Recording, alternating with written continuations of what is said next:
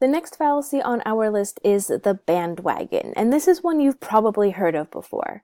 The bandwagon assumes that because something is popular, it is therefore good, correct, or desirable.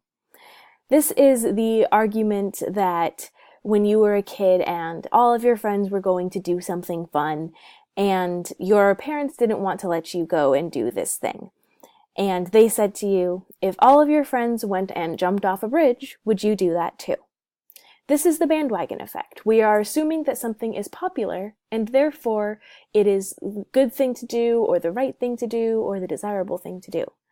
Similarly, around election times, when the news is saying that so-and-so is really popular in the polls, or so-and-so is leading in the polls, oftentimes this is used as an argument to say that therefore they are the best candidate, or they are the most desirable candidate, when really that's not necessarily the case.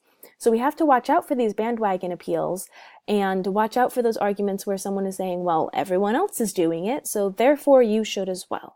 That's a fallacy, right? That's the bandwagon fallacy in a nutshell, is that everyone else is doing it, therefore you should too.